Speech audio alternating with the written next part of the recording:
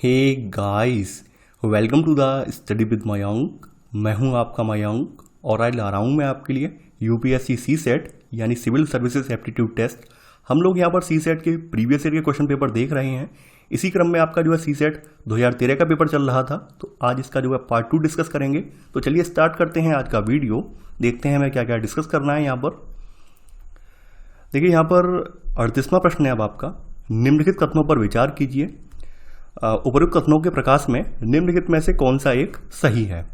पहला है प्राथमिक समूह आकार में अपेक्षाकृत छोटा होता है। सेकंड, घनिष्ठता प्राथमिक समूह का मुख्य अभिलक्षण है।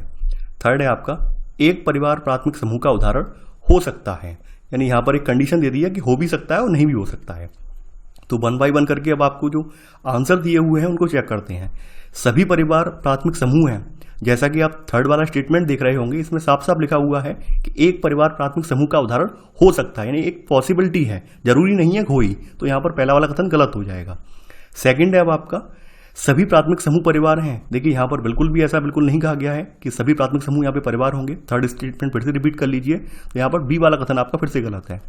सी वाला कथन है आपका अपेक्षाकृत छोटे आकार का समूह हमेशा प्राथमिक समूह होता है। यहाँ पर अगर आप देखें तो यहाँ पर बताया गया प्राथमिक समूह की जो विशेषता बताई गई है वो क्या बताई गई है कि अपेक्षाकृत छोटा होता है। लेकिन यहाँ पर ये नहीं कहा गया है कि हमेशा जो छोटे आकार के समूह होते हैं हमेशा प्राथमिक समूह ही होंगे, ऐसी बात यहाँ पर नहीं लिखी हुई है। तो यहाँ पर सी वाला कथन भी आपका गलत हो जाएगा। डी वाला कथन कहता है कि प्राथमिक समूह के सदस्य जो हैं एक दूसरे को घनिष्ठता से जानते हैं। हाँ, ये बिल्कुल सही बात है। सेकंड स्टेटमेंट इसकी जो पुष्टि करता है कि प्राथमिक समूह के सदस्य जो होते हैं वो एक दूसरे को बहुत ज़्यादा घनिष्ठता से जानते हैं। तो यहाँ पर आपका 38 का आंसर होगा आपका डी वाला। 39वां प्रश्न है अब आपका।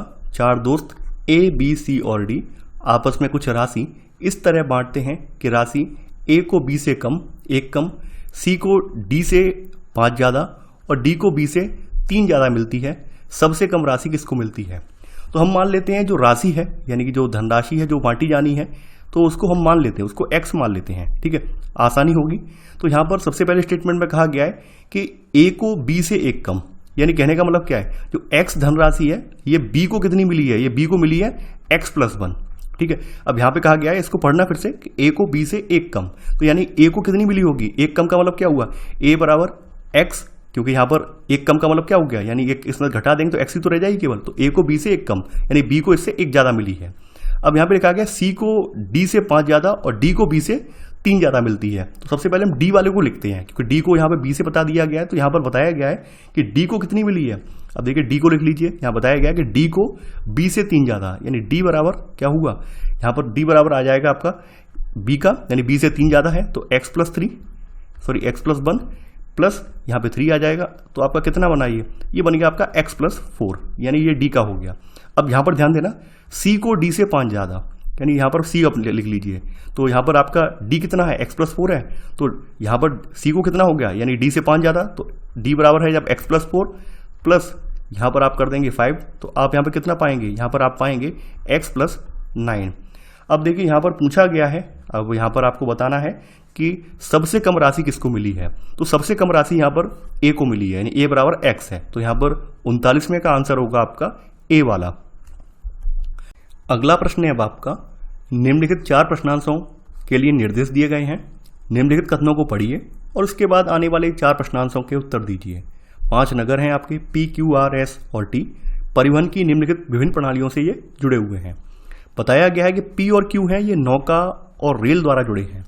P हम लिख देते हैं यहाँ पर, और Q किस किस से जुड़े हैं, आपके रेल से जुड़े हैं और बोट से। देखिए हम यहाँ पे दिखा दे रहे हैं, बाई डायरेक्शनल एरो दिखा दे रहे हैं कि रेल और बोट से, हम साथ के साथ लिखते जाएंगे, रेल और बोट से ये जुड़े हुए हैं।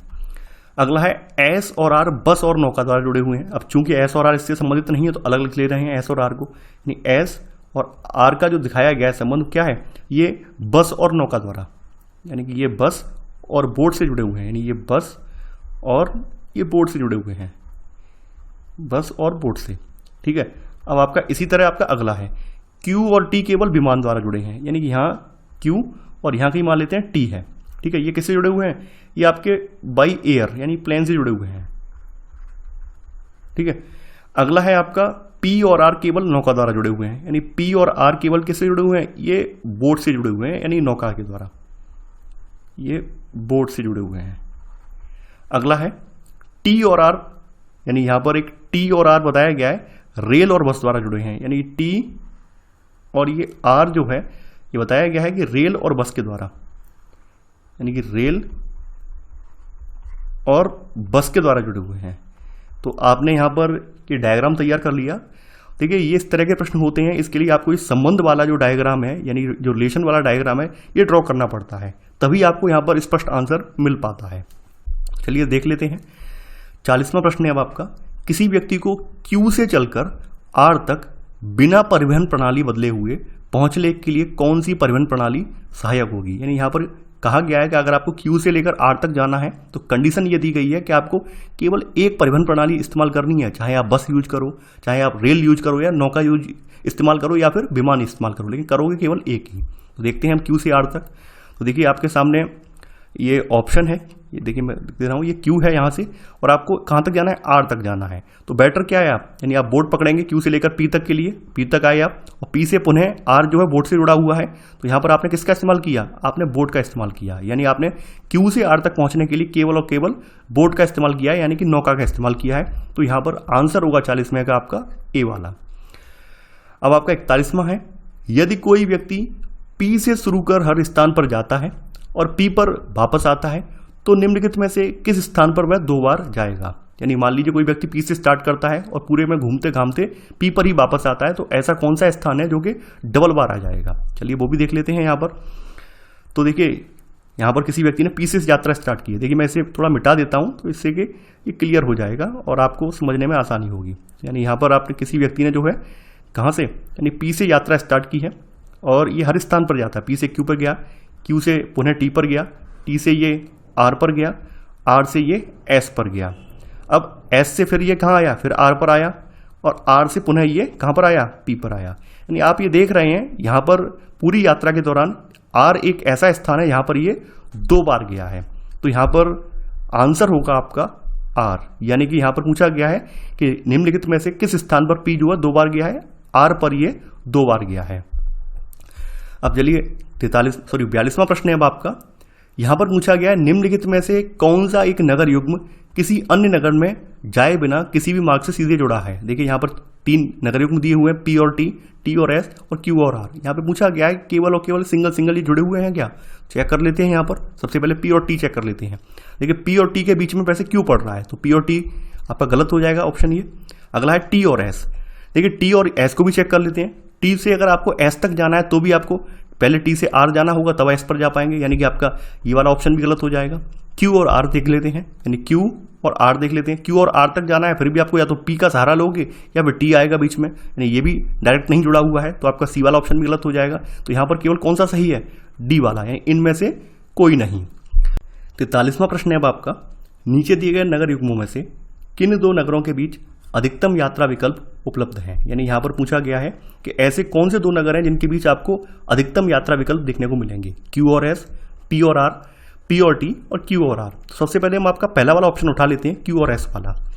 तो देखिए आप Q से लेकर जब S तक जाएंगे तो आपको क्या है, बोट पड़ेगा, या फिर Q से आप पहले क्या कर सकते हैं, Q से P तक पहुंचेंगे रेल का साधन इस्तेमाल कर सकते हैं, फिर रेल से पुनः आप बोट से, और बोट से फिर S तक, यहाँ तक यानी R तक होते हुए फिर से बोट तक आप पहुंच जाएंगे।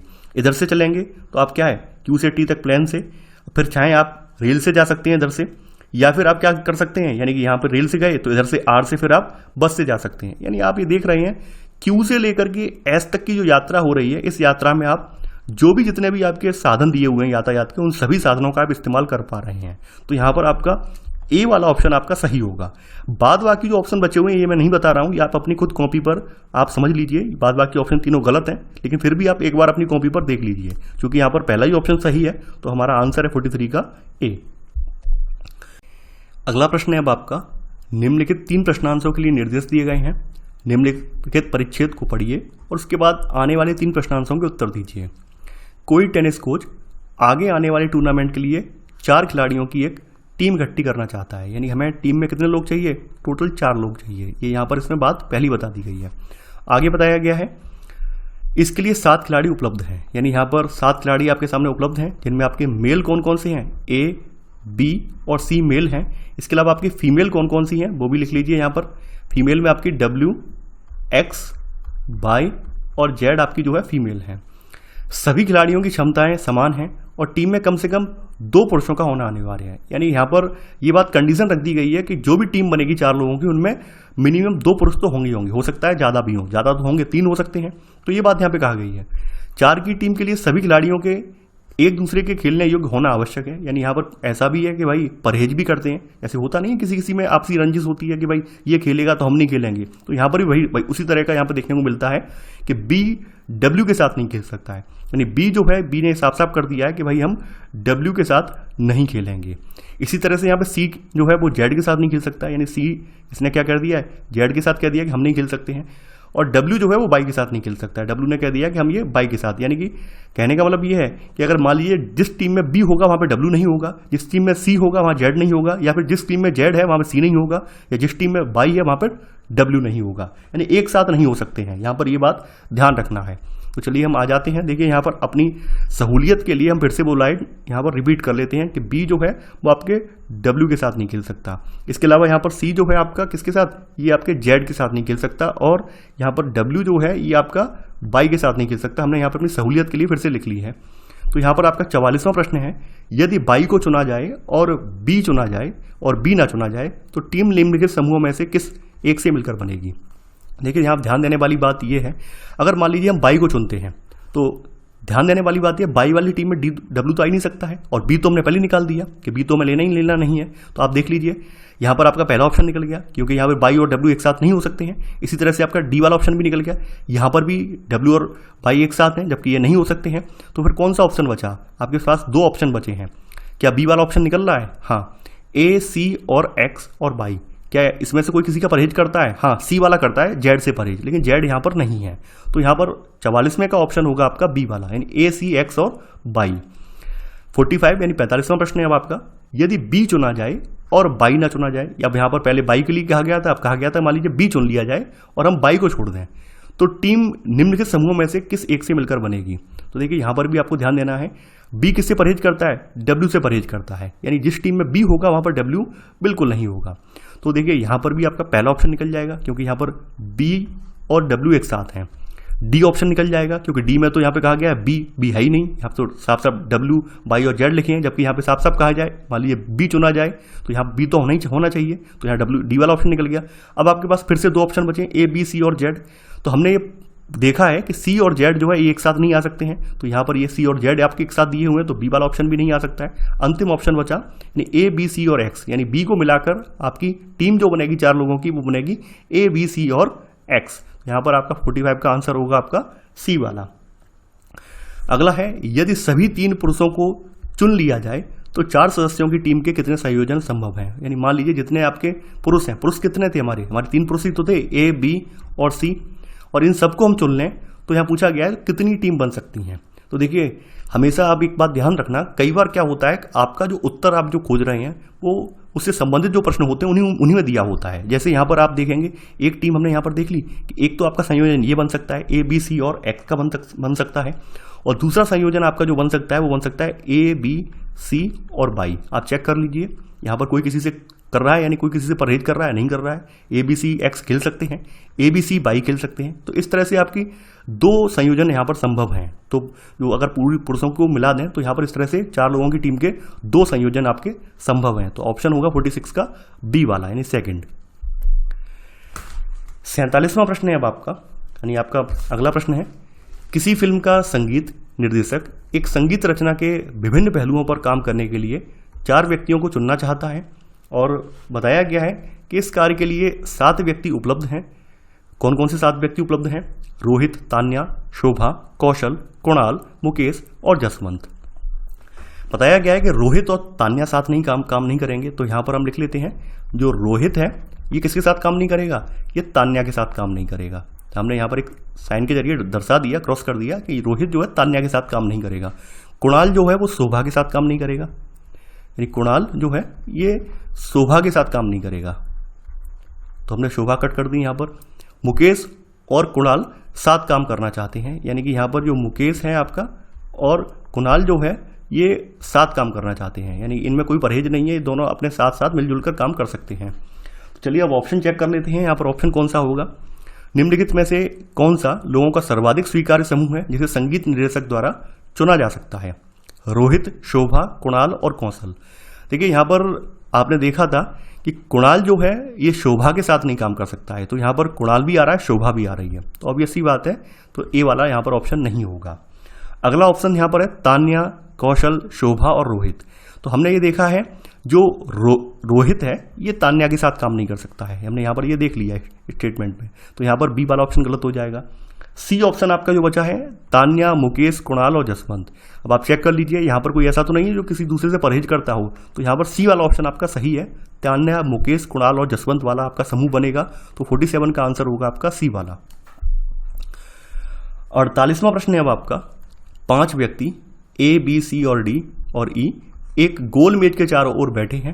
प्रत्येक कुर्सी सन्निकट कुर्सियों से समान दूरी पर स्थित है, यानी कि यहाँ पर एक राउंड टेबल है इस तरह की, और यहाँ पर 5 व्यक्ति बैठे हैं, यानी हम ये बना देते हैं इस तरह से,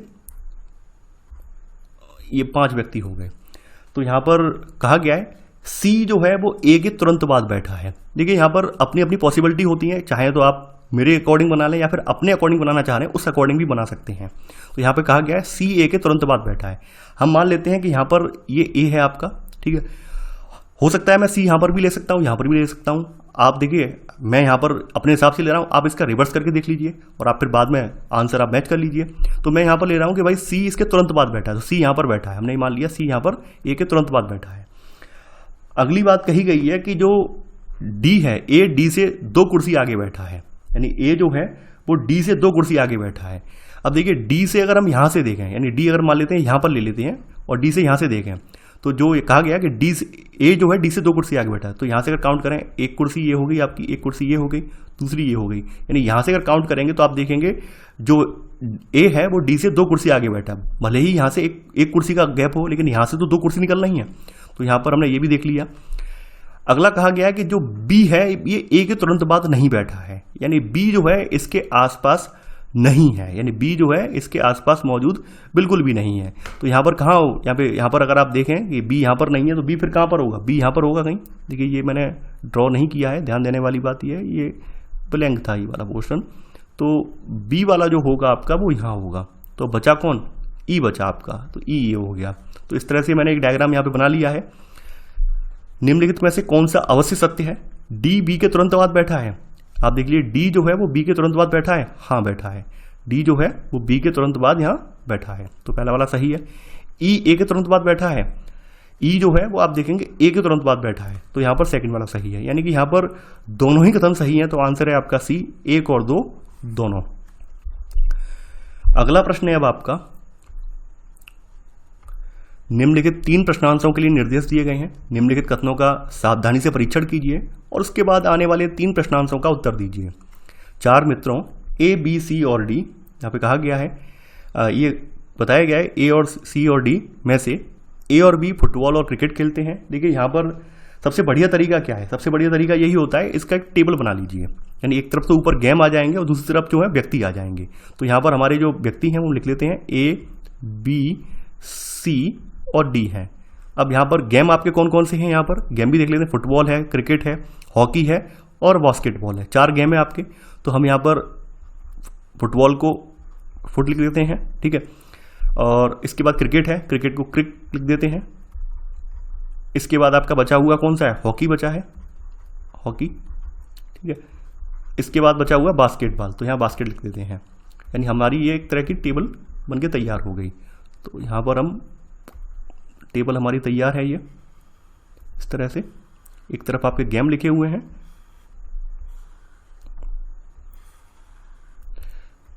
चलिए अब यहाँ पर स्टेटमेंट देखते जाते हैं।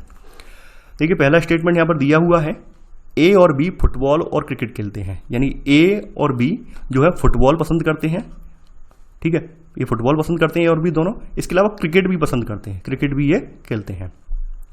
बी और सी क्रिकेट और हॉकी खेलते हैं, यानी यहां पर कहा गया है कि जो बी है वो क्रिकेट खेलता है और हॉकी भी खेलता है, तो क्रिकेट तो टिक लगा हुआ है ऑलरेडी, इसके अलावा हॉकी पर और लगा देते हैं।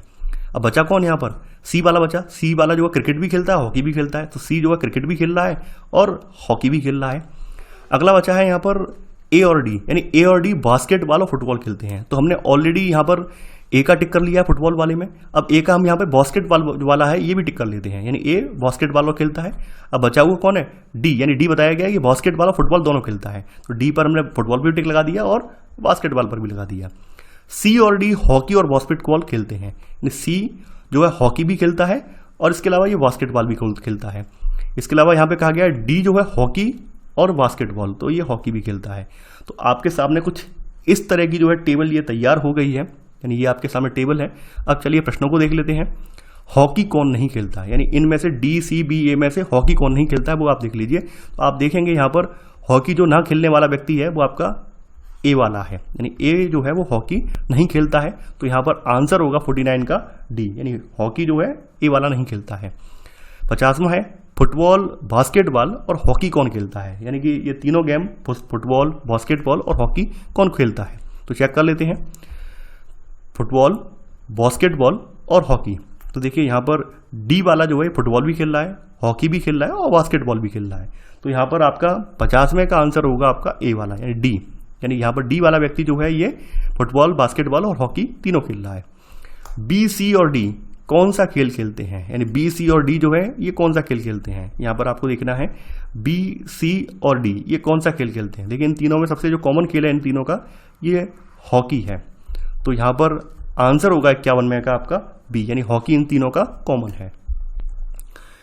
52वां प्रश्न है अब आपका। यहाँ पर 52वां प्रश्न दिया हुआ है, गीता अपनी चचेरी बहन मीना से उम्र में बड़ी है, यानी कि गीता किससे बड़ी है? अपनी जो चचेरी बहन है, यानी इसकी चचेरी बहन कौन है? मीना, इससे उम्र में बड़ी है, ये हमने लिख लिया।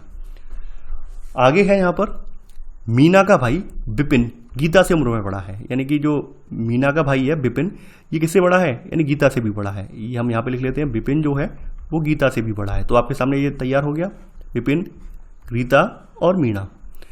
जब मीना और विपिन गीता के घर जाते हैं तो वे शतरंज खेलना पसंद करते हैं।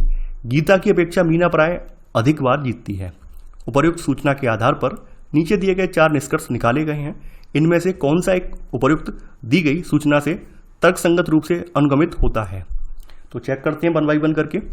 गीता और मीना के साथ शतरंज खेलते समय विपिन अक्सर हारता है। देखिए स्टेटमेंट में कहीं भी ये नहीं कहा गया है कि अक्सर विपिन हारता है, ये बात नहीं लिखी हुई है, तो पहला वाला कथन गलत हो जाएगा। गीता तीनों में सबसे ज्यादा उम्र की है, बिल्कुल नहीं, यहाँ पे सबसे ज्यादा उम्र का कौन है? विपिन है, तो बी वाला स्टेटमेंट गलत हो जाएगा, कथन गलत हो जाएगा। सी है गीता खेल में हारना नापसंद करती है। यहाँ पर गीता के बारे में भी ऐसा नहीं कहा गया कि भाई गीता खेल में हारना नापसंद करती है, तो ये गलत है।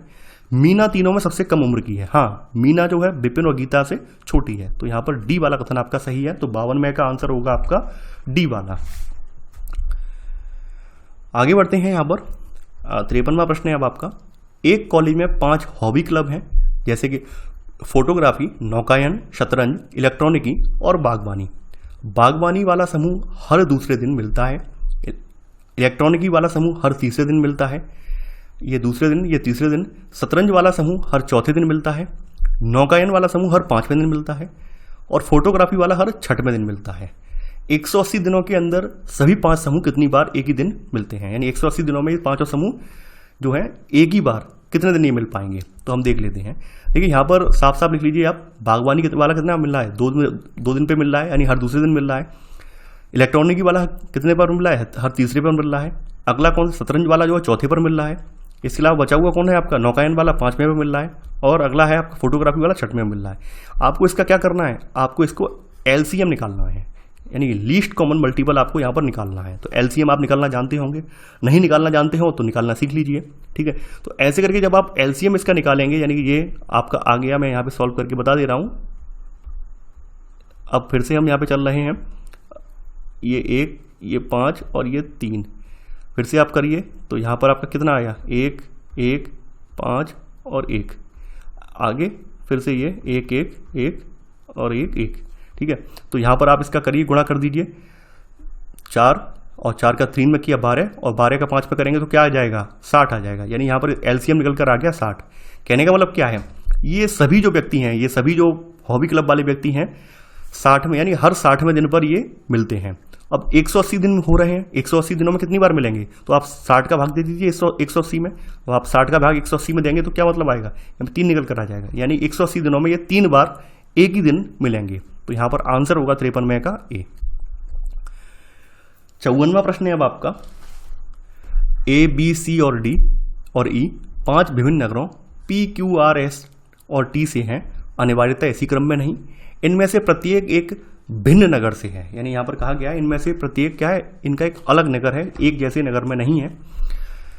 तो पुनश्च दिया गया है, जो जो दिया गया है, जानकारी दी गई है, वो हम पहले इसका भी देखिए, इसका भी बनाने का तरीका वही है, आप पहले टेबल के फॉर्म में लिख लीजिए। यानी हमने यहाँ पर एक टेबल के फॉर्म में रो में लिख लेते हैं ए बी सी डी और इधर आपका ई है, ठीक है, ये हमने यहाँ पर जानकारी लिख ली है।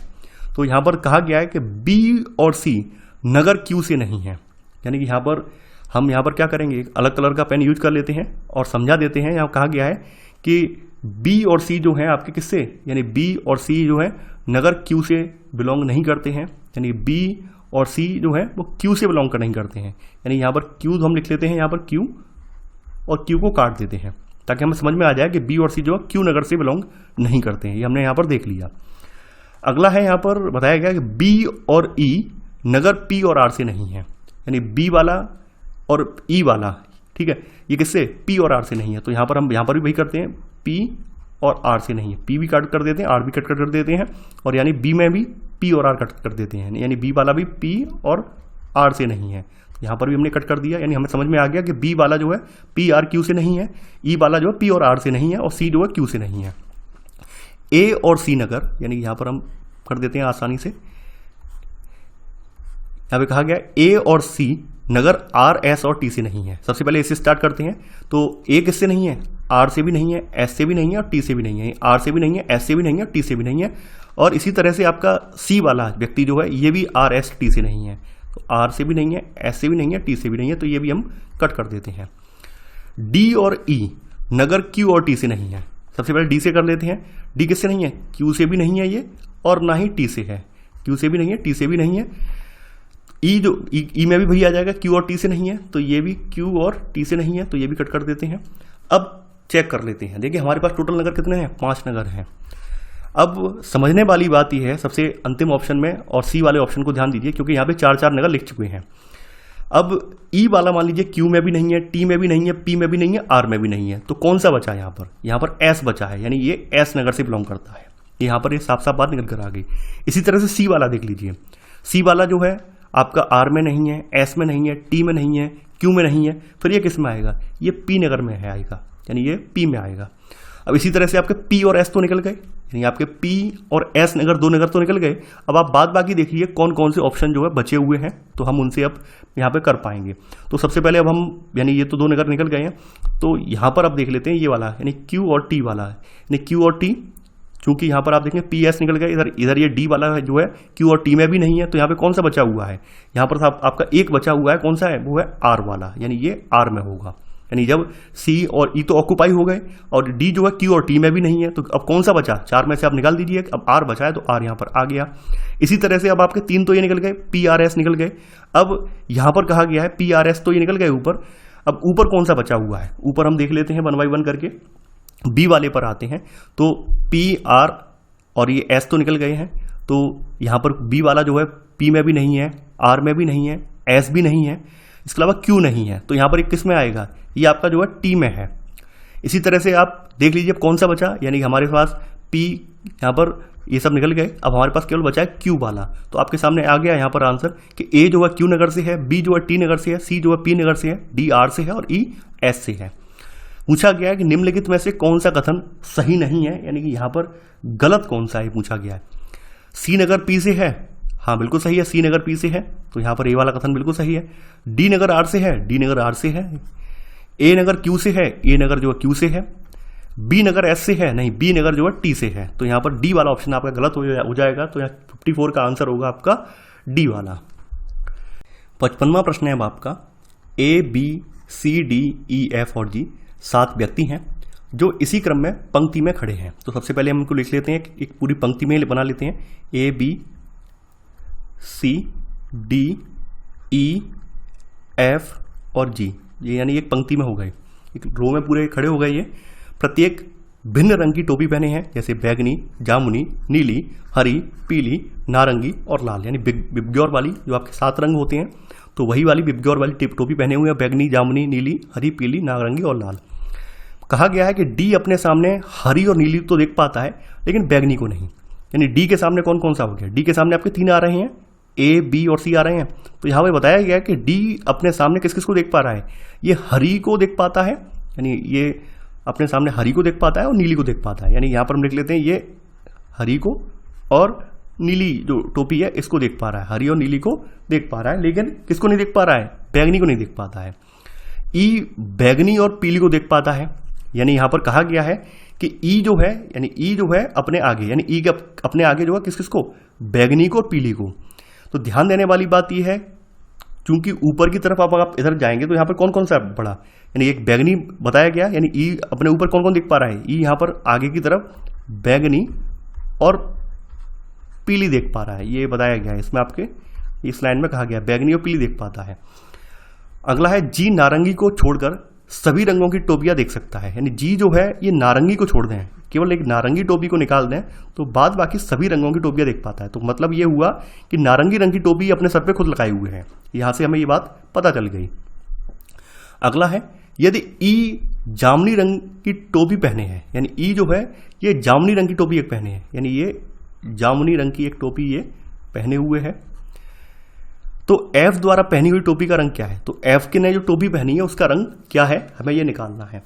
अब चूंकि आप ध्यान देना फिर से स्टेटमेंट पर, इस स्टेटमेंट में कहा गया है यहाँ पर आपकी जो टोपियों के रंग है, हरी नीली जो है आपके ऊपर की तरफ पड़ जाती है, और ये भी कहा गया है कि ई के ऊपर बैगनी और पीली मौजूद है, ई के ऊपर बैगनी और पीली मौजूद है। तो ई के ऊपर बैगनी और पीली का मतलब क्या हुआ कि ऑब्वियस सी बात है डी की जो टोपी का रंग होगा वो बैगनी होगा यहाँ पर, और पीला जो होगा वो ऊपर कहीं होगा, ए बी सी में से कहीं ऊपर पीला होगा।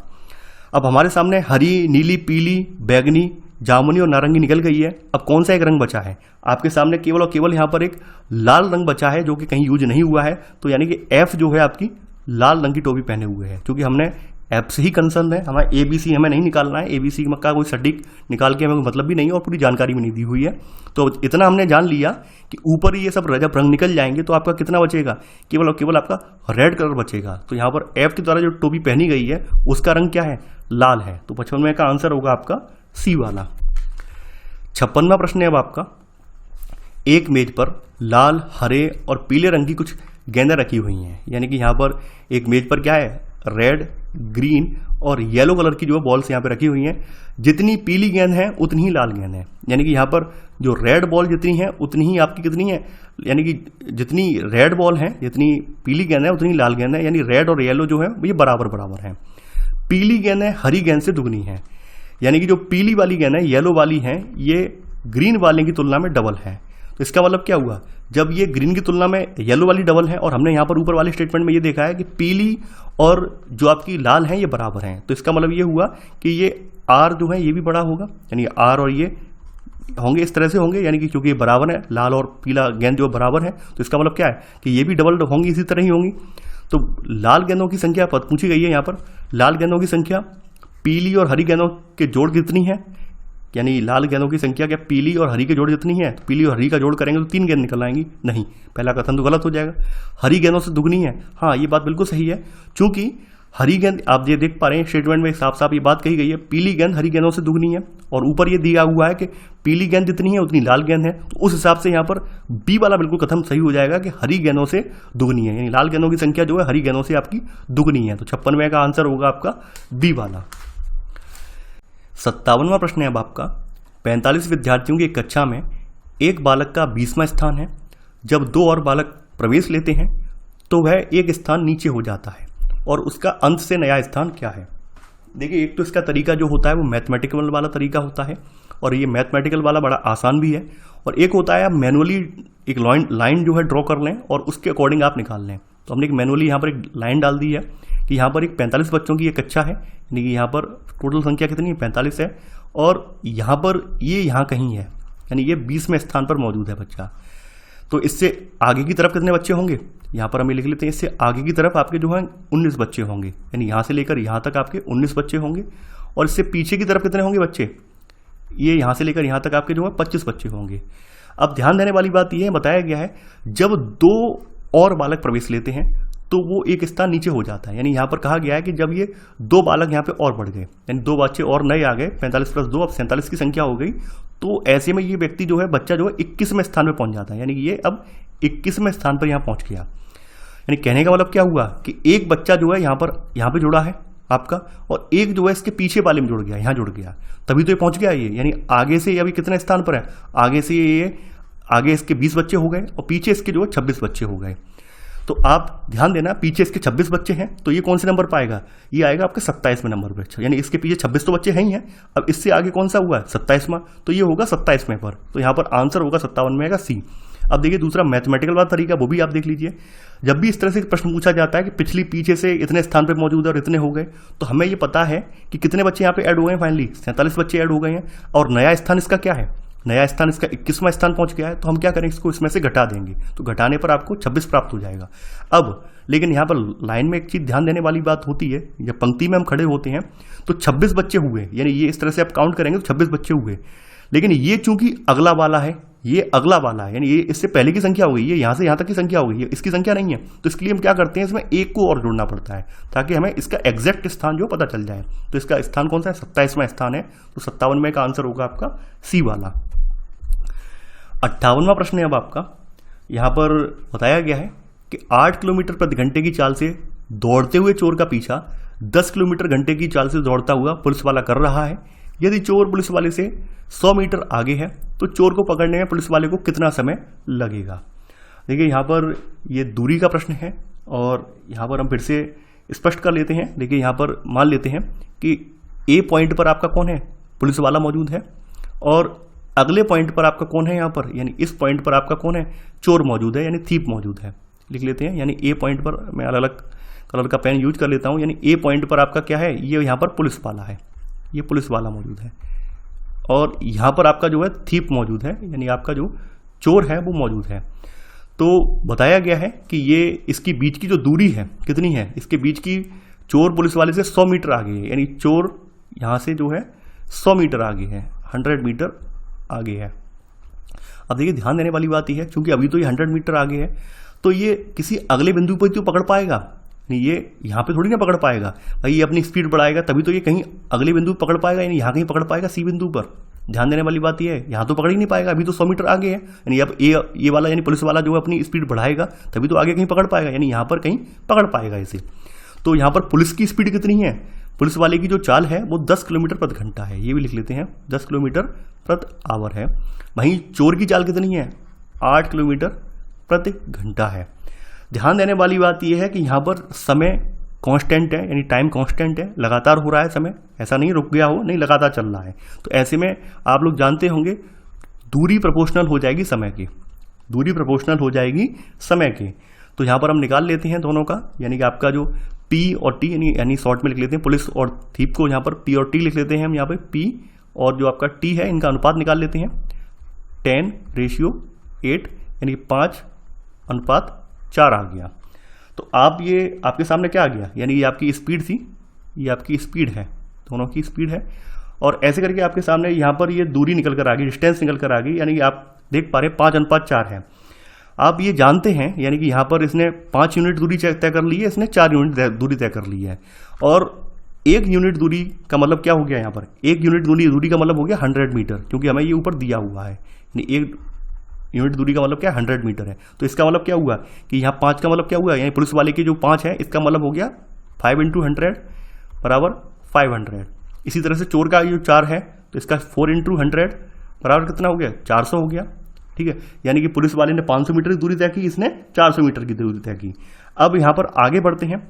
अब चूंकि यहाँ पर ये मीटर में दूरी है, समझने वाली बात ये दोनों जो है ये मीटर में आया है, ये मीटर में हमारे सामने निकल कर आया है।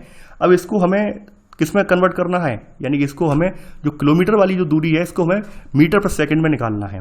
तो हम लिखेंगे फिर से, यानी पुलिस वाले का 500 मीटर हो गया, इसका हो गया, तो हम क्या करेंगे, यहाँ पर जो आपका स्पीड है पुलिस वाले की, यानी पुलिस वाले की जो स्पीड थी कितनी थी, पुलिस वाले की जो स्पीड थी आपकी वो थी 10 किलोमीटर प्रति घंटा। अब इसको कन्वर्ट कर लीजिए 10 इंटू 5/18। आप लोग जानते होंगे, यानी किलोमीटर को जब मीटर पर सेकंड में बदला जाता है तो इसी से बदलते हैं, यानी 10 गुणा 5/18। तो यहाँ पर आपका अब निकाल लीजिए, यानी कि यहाँ पर अब समय कितना लगा इसका, यानी पुलिस वाले का जो समय लगा है, यानी जो पुलिस वाले का यहाँ पर जो समय लगा है, टाइम लगा है, तो टाइम निकाल लेंगे आप। तो समय का आप जानते ही फॉर्मूला कि दूरी बट्टे जो आपका चाल है वो आप लगा देंगे, यानी दूरी कितनी है 500 मीटर की है हमारे सामने, और चाल कितनी है, चाल भी आप निकाल लीजिए। चाल आपकी जो है यहाँ पर 10 है। अब देखिए यहाँ पर आप ध्यान देने वाली बात ये है कि हमने यहाँ पर क्या किया है, यहाँ पर हमने जो ऊपर वाला जो था आपका यानी 10, यानी कि इसको जब आप लिखेंगे 10 इंटू 5 इंटू 18, क्योंकि हमें मीटर पर सेकंड भी तो निकालना है, तो यहाँ पर ये 18 जो है ऊपर पहुँच जाएगा। तो यहाँ पर ये क्या होगा 500 गुणा 18 बट्टे 10 गुणा 5। तो यहाँ से इसको काट दीजिए आप, कितना बचा 500 गुणा 18 अपॉन ये 50 हो गया, तो यहाँ से ये निकल गया और ये 10 आ गया, तो ये आ गई आपकी 180 मीटर प्रति सेकंड आ गया। 180 मीटर प्रति सेकंड की ये निकल कर आ गई, यानी 180 सेकंड निकल कर आ गया। सॉरी, मीटर प्रति सेकंड में लिख रहा हूँ, ये सेकंड निकल कर आ गया, यानी 180 सेकंड। अब चूंकि यहाँ पे पूछा गया है कितने, यानी मिनट में दिया हुआ है, अब हम लोग यहाँ पर ये तो जो निकल कर आ गया है, समय निकल कर आ गया, पुलिस का टाइम निकल कर आ गया है, 180 सेकंड निकल कर आ गया है। अब आप जानते ही हैं 1 मिनट में कितने कितने होते हैं, 1 मिनट में हमारे 60 सेकंड होते हैं। तो आप इसको कर लीजिए, कन्वर्ट कर लीजिए, यानी 1 मिनट में हमारे कितने होते हैं 60 सेकंड होते हैं। तो अब आप कन्वर्ट करेंगे तो क्या पाएंगे, यहाँ पर हो जाएगा आपका 3 मिनट। यानी कि कहने का मतलब क्या है कि पुलिस वाला जो है वो चोर को 3 मिनट में पकड़ लेगा। यहाँ से यहाँ तक जो समय उसको लगेगा वो कितना लगेगा, 3 मिनट का समय लगेगा चोर को पकड़ने में। तो यहाँ पर आंसर होगा आपका 58 में का बी। 59वां प्रश्न है अब आपका, कोई रेलगाड़ी किसी औसत चाल से 63 किलोमीटर दूरी तक चलती है और तब अपनी प्रारंभिक चाल से 6 किलोमीटर प्रति घंटा अधिक की औसत चाल से 72 किलोमीटर की दूरी तय करती है। यदि उसे पूरी यात्रा संपन्न करने में 3 घंटे लगते हैं तो रेलगाड़ी की प्रारंभिक चाल किलोमीटर प्रति घंटा में क्या है। देखिए हमें यहाँ पर स्पीड दी नहीं गई है, यानी हमें यहाँ स्पीड नहीं पता है कि स्पीड क्या होगी, तो हम स्पीड मान के चलते हैं x किलोमीटर पर आवर, ये स्पीड हमने मान ली है। तो यहाँ सबसे पहले बात बोली गई है, कोई रेलगाड़ी जो किसी औसत चाल से 63 किलोमीटर की दूरी तक चलती है, तो यानी 63 किलोमीटर की जो दूरी तय करने में इसको कितना लगा है, हम यहाँ पे एवरेज स्पीड इसकी कितनी रही होगी, इसकी एवरेज स्पीड रही होगी x किलोमीटर पर आवर। और इसका समय कितना लगा होगा, यहाँ पर हमने यहाँ पे मान लिया समय t1 लगा होगा, यानी यहाँ पर टाइम जो है इसको जो है t1 समय लगा होगा 63 किलोमीटर की दूरी तय करने में, कितनी चाल से, x किलोमीटर प्रति घंटा की चाल से। अब अगली जो दूरी बताई गई है 72 किलोमीटर की दूरी बताई गई है। अब 72 किलोमीटर की दूरी में इसकी एवरेज स्पीड क्या रही होगी, इसमें बताया गया है प्रारंभिक चाल में अब 6 किलोमीटर प्रति घंटा की बढ़त हो गई है। तो यहाँ पर x + 6 किलोमीटर पर आवर। अब यहाँ पे ध्यान दे रहे हैं, हम यहाँ पर क्या कर लेते हैं, अब इसको T2 बना लेते हैं, यानी यहाँ पर ऊपर वाले को T1 मान लिया और इसको हमने T2 मान लिया। आगे बढ़ते हैं। अब देखिए यहाँ पर हम क्या करेंगे, यहाँ पर हमें ये पता है कि कितना समय लगा है, यहाँ पर पूरी यात्रा संपन्न करने में कितना समय लगा, 3 घंटे का लगा है। तो यानी T1 + T2 का जो समय है कितना है, 3 घंटे है, 3 घंटे समय लगा है। आप लोगों ने फॉर्मूला पता ही होगा, यानी कि दूरी, यानी कि चाल बराबर दूरी बट्टे समय, यानी आपने ये फॉर्मूला तो पढ़ा ही होगा, चाल बराबर दूरी बट्टे समय वाला फॉर्मूला तो पढ़ा ही होगा। अब चूंकि हमारे पास T1 तो दिया हुआ है, समय दिया हुआ है, तो दूरी बट्टे हमें यहाँ पर चाल निकालनी है, यानी दूरी बट्टे चाल यहाँ पर आप लगा दीजिए, T1 + T2 लगा दीजिए। तो दूरी कितनी है, 63 किलोमीटर है, और चाल कितनी है, यहाँ पर x है इसकी। इसी तरह से T2 की कितनी है, यहाँ पर दूरी, यहाँ पर 72 किलोमीटर है, चाल कितनी है, x + 6 है। आगे बढ़ते हैं, यहाँ पर कितना है, 3 आ जाएगा। अब देखिए यहाँ पर क्या करते हैं हम लोग, एक तो तरीका है इस इक्वेशन को सॉल्व करने, पूरी इक्वेशन बन गई, इक्वेशन को हम सॉल्व कर लें। दूसरा तरीका यहाँ पर ये है कि आप जो आपको दिए गए हैं ऑप्शन दिए गए, ऑप्शन के थ्रू से चेक कर लीजिए, क्या ऑप्शन के थ्रू उत्तर निकल रहा है। तो 1 बाय 1 करके आप ऑप्शन चेक कर लीजिए ताकि आप आसानी से इसका उत्तर निकाल पाए। सबसे पहले पहला ऑप्शन चेक कर लेते हैं 24 यहाँ पर, यानी x का मान हम 24 रखकर देख लेते हैं, x बराबर 24 यहाँ पर रखकर देख लेते हैं। तो 64/24 + 72 अपॉन, यानी कि यहाँ पर 24 + 6 कितना हो गया आपका 30 हो गया, = 3। क्या ये 3 के बराबर आ पाएगा, आप इसको सॉल्व कीजिए, क्या ये 3 के बराबर आपके आ पाएगा, नहीं आ पाएगा। देखिए ये 3 के बराबर नहीं आ पाएगा। इसी तरह से हम अगला चेक कर लेते हैं, अगला 33 ले लेते हैं, यानी अब हमने x का मान यहाँ पे क्या रखकर देख लिया, 33 33 रखकर देख लिया, यानी x बराबर हम 33 रखकर देख लेते हैं। तो यहाँ पर क्या आएगा 64 अपॉन 33 प्लस 72 अपॉन, यानी कि यहाँ पे 33 प्लस 6 कितना हो गया 39 हो गया। क्या ये 3 के बराबर आ पाएगा? नहीं। आप इसको पूरा सॉल्व करेंगे, ये 3 के बराबर फिर भी नहीं आएगा। अगला है आपका 42। तो अब हम यहाँ पर x का मान 42 रखकर देख लेते हैं, 42 रखकर देख लेते हैं, यानी x बराबर 42। तो हमने अब देखा यहाँ पर, यानी कि यहाँ पर जब आप 63 अपॉन 42 प्लस 72 अपॉन 42 प्लस 6 कितना हुआ 48 हुआ बराबर 3। अब इसको सॉल्व कीजिए, आप क्या पाएंगे? आप देखिए यहाँ पर आप इसको सॉल्व करेंगे तो 21 से ये कट जाएगा, ये 3 बार कटेगा 21 से, और ये आपका जो है 2 बार कटेगा, ठीक है। नहीं 21 का 2 बार करेंगे तो 42 आ जाएगा, और 21 का 3 बार मल्टीप्लाई करेंगे 63 आ जाएगा। इसी तरह से 72 का देख लीजिए, 72 24 से आपका कट जाएगा, तो ये 3 बार जाएगा और ये आपका 2 बार जाएगा। अब देखिए यहाँ पर 3/2 प्लस 3/2 कितना हुआ आपका, ये आपका हो गया 6/2, यानी कि ये 3 आ गया। फाइनल उत्तर आपका क्या गया 3, यानी कि यहाँ पर लेफ्ट हैंड साइड आपकी जो है राइट हैंड साइड के बराबर हो गई। यानी कहने का मतलब क्या है कि यहाँ पर जो स्पीड है आपकी x की वो कितनी है आपकी 42 किलोमीटर प्रति घंटा की स्पीड है। तो यहाँ पर 59 का आंसर होगा आपका सी वाला, यानी आंसर है यहाँ पर सी वाला। अब देखिए 60वां प्रश्न है अब आपका, निम्नलिखित 1, 2, 3 और 4 आकृतियों पर विचार कीजिए। यहाँ पर आकृति दी गई है, उपयुक्त 1 से 4 आकृतियों में 2 प्रतीकों को एक नियमित दिशा में अपनी स्थिति बदलते हुए दर्शाया गया है। उसी क्रम में निम्नलिखित में से कौन सा एक 5वें चरण पर आएगा? देखिए यहाँ पर सबसे पहले यहाँ पर जो आकृति दी गई है, अंदर वाली आकृति दी गई है, एक उगता हुआ सूरज दिखाया गया है, इसको हम देख लेते हैं। पहले कहाँ पर है? यहाँ पर मिडिल में है, यहाँ पर है। अगले वाले में ये यहाँ पर आ गया है, ठीक है। फिर अगले वाले में ये यहाँ पर आ गया है, फिर ये यहाँ पहुंच गया। यानी आप ये देख पा रहे हैं ये एक एंटी क्लॉकवाइज मूवमेंट में जा रहा है, यानी पहले यहाँ आया, यहाँ आने के बाद यहाँ रुका, और अगले वाले में फिर यहाँ पहुंचा और फिर यहाँ पहुंच गया, ठीक है। तो ऑब्वियस सी बात है कि अब इससे आगे ये कहाँ पहुंचेगा, इससे आगे ये इस वाले में पहुंचेगा, यानी इस वाले खाने में ये पहुंच जाएगा। यानी आप ऐसे करके यहाँ पर आप ऑप्शन निकाल लीजिए। यहाँ पर आपका सी वाला ऑप्शन तो निकल गया, केवल आप 3 में ऐसा ऑप्शन है, यानी ए में ऐसा ऑप्शन है और जो है आपका बी में है और सी में है। अब इसी तरह से आप इस वाले त्रिभुज को देखिए, त्रिभुज एक मिरर पैटर्न फॉलो कर रहा है, यानी त्रिभुज एक मिरर पैटर्न फॉलो कर रहा है, यानी इसमें था, इससे इस वाले खाने में आया। अब इस वाले खाने से आप देखेंगे कहां पर पहुंचा, इस वाले खाने में पहुंचा। अब इस वाले खाने से ये इसमें आया है, यानी यहां पर आया है। तो अब यहां से ऑब्वियस सी बात है ये यहां से अब इस वाले खाने में आएगा, यानी इस वाले में आएगा। तो हम पहले देख चुके हैं कि जो आपका उगता हुआ सूरज है वो आपको बीचों बीच ऊपर वाले खाने में आएगा और त्रिभुज जो है वो यहां पर आएगा। तो यहां पर आपका ऑप्शन होगा बी वाला सही है, यानी आप देख पा रहे हैं त्रिभुज यहाँ पर ऊपर उगता हुआ सूरज है और यहाँ पर साइड में त्रिभुज आ गया है। तो ये आपकी 5वीं आकृति जो होगी, 5th आकृति, वो ये वाली होगी। तो यहाँ पर 60वें का आंसर है आपका बी वाला। तो ये था हमारा आज का वीडियो। आई होप आपको ये वीडियो पसंद आया होगा। आप लोग वीडियो को लाइक शेयर करना बिल्कुल ना भूलें। तो चलिए आज के लिए बस इतना ही। Thanks for watching. जय हिंद।